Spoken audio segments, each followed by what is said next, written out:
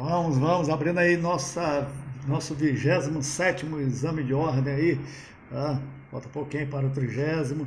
Primeira questão, bem longa aí a questão, veio com bastante informação, mas vamos extraindo as informações para realizarmos ali na hora da nossa discursiva, né? Então fala aqui que Rafael subtraiu, mediante grave ameaça, coisa alheia móvel de Joana, ou seja, realizou um roubo. Com, juntamente com outro indivíduo não identificado e com restrição da liberdade da vítima.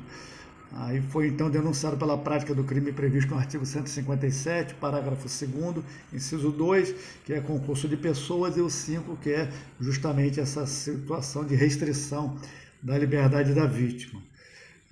Durante a instrução probatória, a vítima foi ouvida, a Joana, né? E ela falou que aconteceram as situações ali, tudo foi presenciado de longe por sua amiga Carla, e que ela não tinha falado antes sobre essa Carla, para não expor a Carla à situação, preservando a colega ali. Aí a defesa foi e fez um requerimento para ser ouvida a testemunha Carla, né? Sendo que o magistrado indeferiu o pedido sob o argumento de que já na resposta à acusação, durante a resposta à acusação, que é quando a defesa apresenta as suas testemunhas, que vai trabalhar com ela durante a instrução probatória, que era o momento de fazer, o juiz falou que não, você não fez naquele momento, durante a resposta à acusação, não apresentou testemunha, então não pode agora apresentar essa outra testemunha.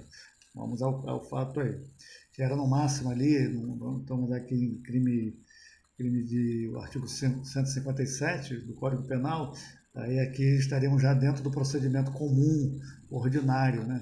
E aí seriam 8 testemunhas. Ele já havia apresentado essas testemunhas em resposta à acusação. Vamos lá.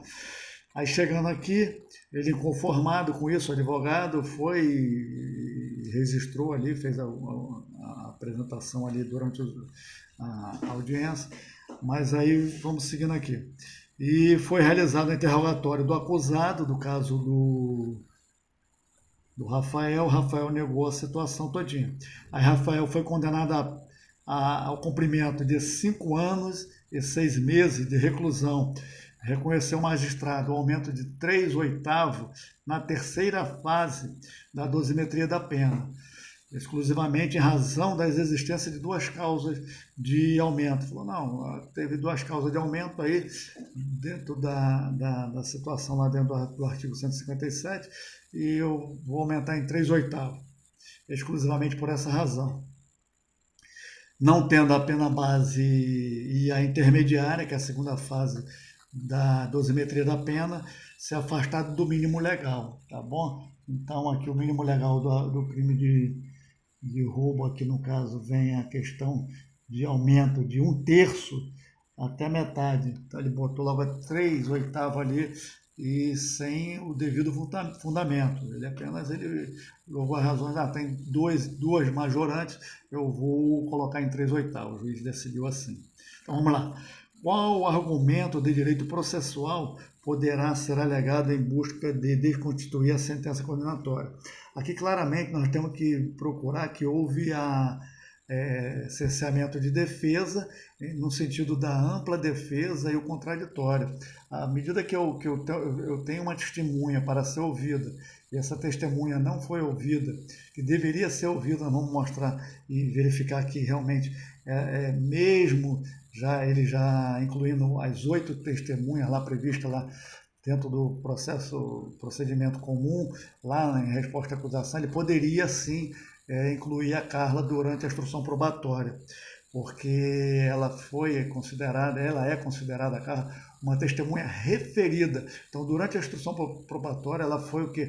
Pela referência que a vítima falou, e a Carla passou a ser chamada testemunha referida. Artigo 209 do Código de Processo Penal, que o juiz pode sim, quando julgar necessário, poderá ouvir outras testemunhas além das indicadas pelas partes. O juiz poderia. Então, há uma previsão legal de poder. E como é testemunha referida, aí o artigo 401 do Código de Processo Penal vem falando que na instrução poderão ser inquiridas, além de 8 testemunhas arroladas, pela acusação e 8 pela defesa. Aí o parágrafo 1º é bem claro, bem claro e cristalino. Nesse número não se compreendem as que não prestam compromisso e as chamadas referidas. Chamada referida. Então não entra no cômputo das 8 testemunhas que já estavam arroladas, as chamadas testemunhas referidas. Então aí houve claramente um cerceamento de defesa,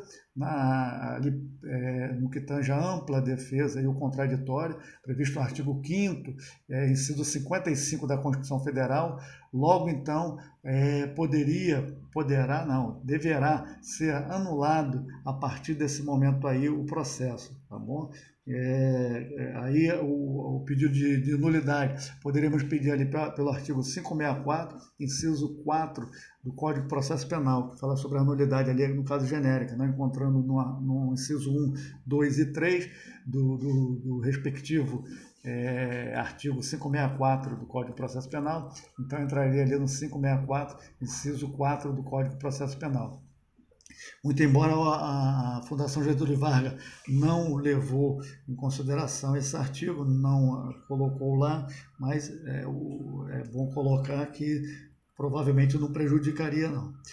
A letra B. Qual argumento de direito material deverá ser apresentado em busca de redução da sanção penal aplicada? É o que a gente já vem falando aí, o juiz ele veio colocando e aplicando, aumentando, majorando a pena sem um fundamento legal. O juiz tem que ter um fundamento legal para poder realizar a sua majoração. Lógico, na sua ótica ali, ele vai fundamentar em relação a uma majorante e fundamenta em relação a outra majorante. Ele foi genericamente, tem 2 majorantes, eu vou aumentar em 3/8. Deveria, já que a pena mínima na primeira fase ficou no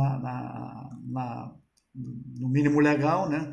A pena base, e a segunda fase também ficou no mínimo legal, não houve agravantes ou circunstâncias atenuantes que pudesse também movimentar a pena. E as majorantes, ele acabou que na terceira fase, ele acabou então sem fundamentar. E deveria fundamentar, conforme até tem uma súmula prevista, a súmula 443 do Código, 443 do STJ, 443 do STJ, cadê ela aqui? Vem dizendo aqui, especificamente, o aumento na terceira fase de aplicação da pena no crime de roubo circunstanciado exige fundamentação concreta, não sendo suficiente para sua exasperação, ou seja, seu aumento, a mera indicação de números de majorantes. Então, ele tem que fundamentar a relação de cada majorante e não apenas exasperar pela quantidade de majorantes. Tá bom? Então, nesse sentido aí, houve um equívoco por parte do magistrado e é aí que nós devemos entrar argumentando aí a questão de direito material, conforme está aqui previsto tanto no Código Penal, né, a relação lá que fala aumenta sem 1/3, né, questão da majorante, no artigo 157, parágrafo 2º, vem dizendo ali, e também tem essa súmula 443 do STJ 443 STJ, que corrobora com todo esse sentido aí, tá bom?